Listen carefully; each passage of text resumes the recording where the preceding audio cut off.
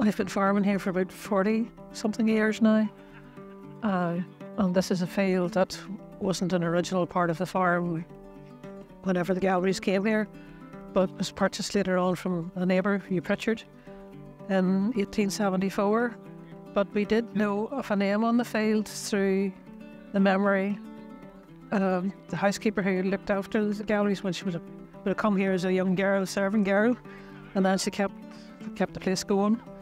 In later years, so Mary McAnally, and she knew the field name was Kilmocholmóg because it's not marked. The field isn't named on the farm map that I have, but whereas all the other original gallery fields are. But only for her I wouldn't know the name. We wouldn't have been able to follow up the clues, I suppose. My father understood Irish, and the translation of Kilmocholmóg is literally the church of my young coal man. Frank McCarry, who's our local historian, would have it as it's more of an expression of affection, so it's my dear coal man. Fanula Mulholland, Fanula McConville, maiden name. Her dad said to me in 1964, talked about Kilmocholmóg.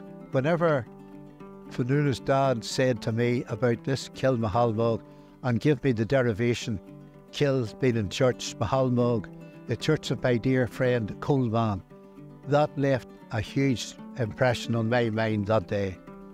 And since that, I would have had tried to explore and done a lot of field work between Antrim town down to Lurgan town and beyond. This is what I'm interested in. There was a settlement here we didn't know anything about, but it was the place name, the early Christian place name that drew us here. And at the minute I don't think there's been anything found to affirm that place name as a religious site, but in the work that I'm attempting to do, it must be one of that pathway from Trummery beside Mara to Machanaga, which is on the Loch Shore. I reckon that this site here is part of an early Christian or a medieval a pilgrim path where there was a lot of freedom in the woods. There were really no boundaries. As long as there was water and you had a clearing, you had a livelihood, and you were left alone to pray.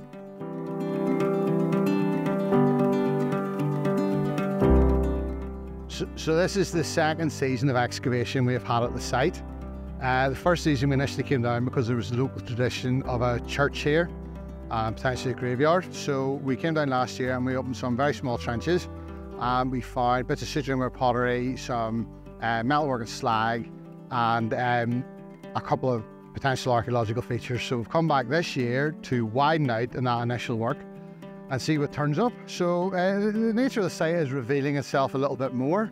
One of our features appears to be possibly a ditch that's about 1 metre wide, and it appears to be cutting across just maybe the top of the hill here, enclosing something. So if it is a ditch, we're maybe leaning slightly more towards the ecclesiastical site. We're also finding lots more suturing and more pottery, and we're getting lots more iron slag. Glass slag as well appears to be coming up, which would suggest sort of maybe higher status metalworking. And we're also we found a chunk of a lignite bracelet. So lots and lots of wonderful finds. And the main thing about this site is to get the community engaged and involved with their local heritage and history. And as you can see today, it's a phenomenal response with everybody down working, school groups and local volunteers and everything. So it's a wonderful project to be part of.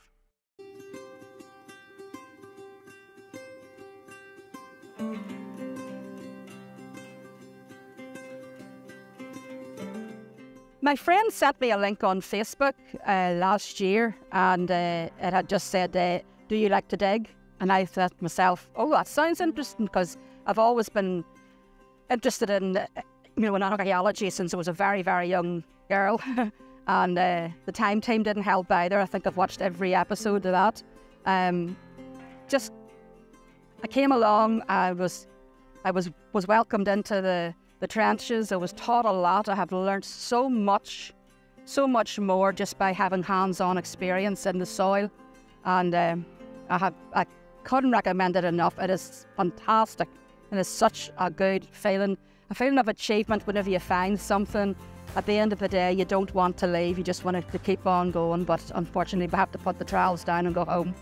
So yes, it's the best thing I've ever done, honestly, yeah.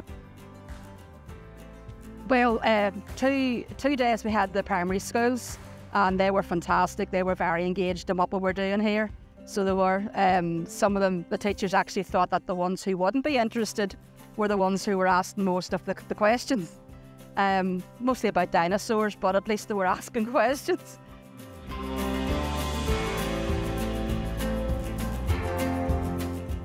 I'm absolutely thrilled to be on this dig. It's the first one I've ever been to, so I'm excited, and all of the volunteers who are working away seem to be really, really enjoying themselves.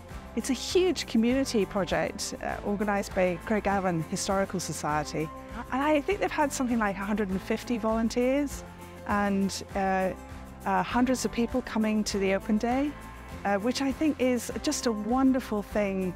That people are getting involved in their heritage. This project has been funded by the National Lottery Heritage Fund, and the money from that comes from all of those wonderful National Lottery players, so thank you to them, because this is really good local history and people getting their hands on fantastic local history and learning things and really feeling everything from Neolithic, Mesolithic pottery to Citerian potteryware, to now the exciting possibility of an enclosure. So I think this is just going to keep on giving. So it's a fantastic project.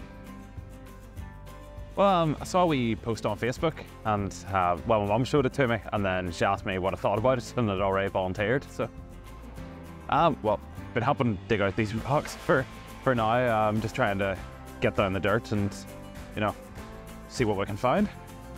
Found a few bits of pottery, and then I found a few bits of broken flint that they believe might have been bits of tools. And then, well, yeah, that's about it. If I'm being honest with you. Found a lot of dirt, to be fair, but it's been really good crack. No, it's a really good experience, so really enjoyed it. I don't know, I've always loved history, and just the idea that you get the opportunity to find what's left of it, just to actually out in the field, get to experience it, just seemed like it'd be really cool.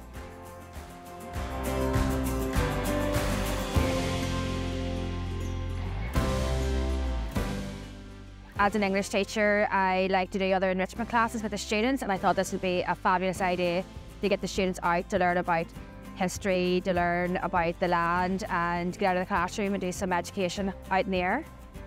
We have about 20 students today, and we had another group with us on Monday, and they've thoroughly enjoyed it, and we're coming back again tomorrow, so they're looking forward to it again. Lots of benefits. I mean, the soft skills involved, like teamwork, communication, meeting deadlines and things like that, obviously, but it's even just getting out into the air. It's learning how to use different tools, from shovels, spades to trowels, to work with their hands. They're nice kinesthetic learners, learn to feel for the soil for different rocks. So it's a whole holistic way of learning. Great feedback from other students. They have talked about some of the finds, like the different types of pottery and how many years ago it was. They call themselves mini Indiana Jones. So yeah, it's been great fun, and we've been very lucky with the weather, but yeah, looking forward to it again next year, hopefully. Yeah, so we were instructed to sort of find rocks that felt a bit unusual. So we were just putting anything that felt a bit weird, unusual, and we came across part of a bracelet. So yeah, it was great. Showed great excitement amongst all the archaeologists. They were delighted, and yeah, so finding the site, well done. I tell all the volunteers, just anything that looks strange, just throw it into the tray, and I'll come and have a look at it later. And then we went over, and many of them, there's lots of stones just turn up and says, could you look through a tray there and see if there's anything? And literally just looked through the tray, and the lignite bracelet was there. So that's a nice little personal item. So as the pottery itself is all great, and you know it's for cooking, but you think that's a little decorative piece that someone's wearing, and it's obviously the bracelet's broken and they've lost it. So it's a slightly more human element behind it.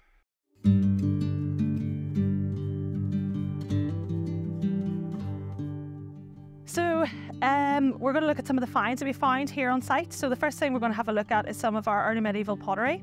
So this is very typical domestic pottery used for cooking vessels and things like that. We've got loads and loads of rims and bases, so this will help us do a vessel count across how many things are actually here. And this is some of our nice pottery here. And this dates to about 700 AD, roughly. Some of the other early medieval artefacts we've got include some lovely decoration wares which would have been put on people themselves. So this is part of a lignite bracelet. Lignite's a type of shale, and this has been polished down, and it would have probably just been a little bangle, which is really nice. The other piece we've got is a very small fragment of blue glass bead.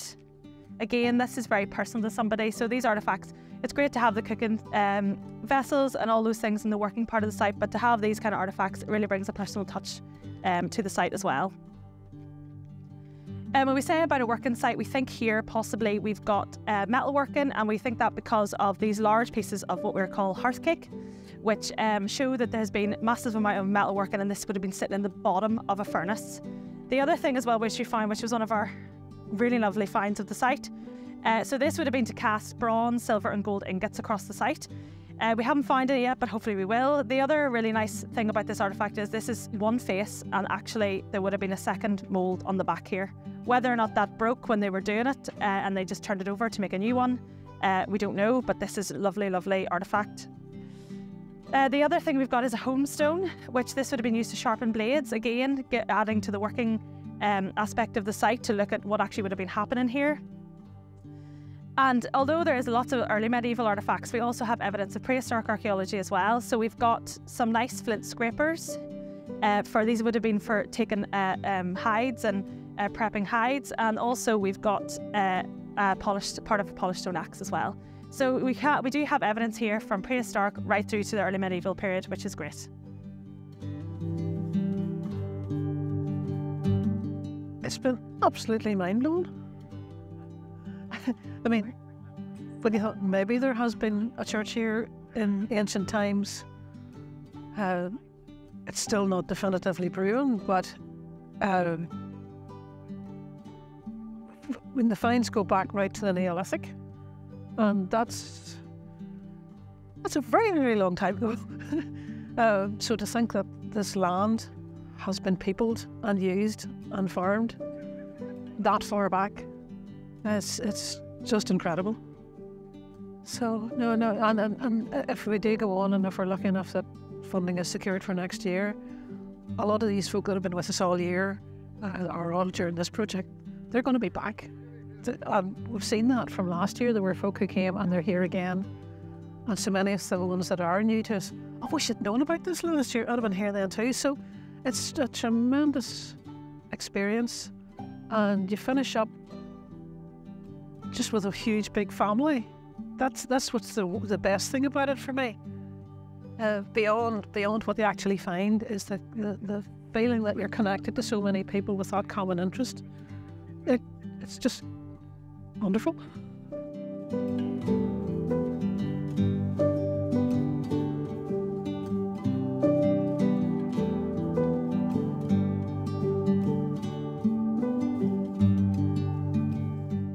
The people here are committed to what they're doing and following instructions, and they maybe not maybe know what the end product is for a long time, and yet today is a very happy day.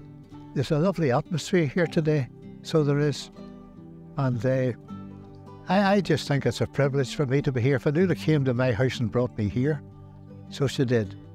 So that would be my impression. That could be the basis of a hobby for life here. There's an urge to develop your knowledge, and there's an urge at the minute also that we'll come closer and closer to nature. And we're doing that here within a controlled environment to do something really useful that would benefit us in years to come.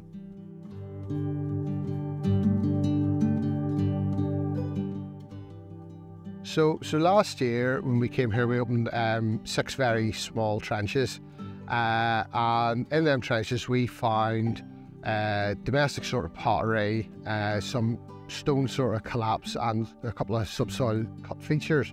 So we obviously have come back this year to open out and excavate more to try and ascertain a bit more of what the site is. So our subsoil cut feature has turned into a sort of large ditch about 2.5 metres wide and about a 1.20 metre deep. So, and it's been full of lots and lots of artefacts. We think the ditch is sort of running around and enclosing a wee bit of this sort of rise behind me here. At the minute, it's looking, last year we were kind of thinking, we're obviously in here looking potentially for a church, an early medieval church, but it was either that or just a simple domestic farm, possibly unenclosed. But I think we're now looking at something maybe slightly higher status, just with the amount of evidence of metalworking that we've been getting out and stuff like that. There, we obviously got the ingot molds and stuff like the ingot mold and whatnot. So and lots of iron slag. So we're looking at a sort of slightly higher status site than your sort of typical domestic farmstead of the time. So. This is the first dig the Craigavon Historical Society has been involved in, and it's really an opportunity for us to provide an opportunity for people, to really physically uncover their history and their heritage. And we've really been overwhelmed by the response. People of all ages, people of all backgrounds, all coming to the common purpose of finding out what was going on here 1,000 years ago. So the Craigavon Historical Society has been in existence for over 50 years. We're a society which covers the history of the Craigavon area, including the towns of Portadown, Lurgan, Central Craigavon and all the surrounding villages. And as part of this project, we're really seeking to raise awareness as a society and our work. If we're going to continue for another 50 years, we do need new people to join us. And we are delighted to see that as part of the community archaeology dig, we've been joined by so many new faces, and we're hoping some of them will join us. And if you'd be interested in joining us, you can find out more on our website, www.craigavonhistoricalsociety.org.uk.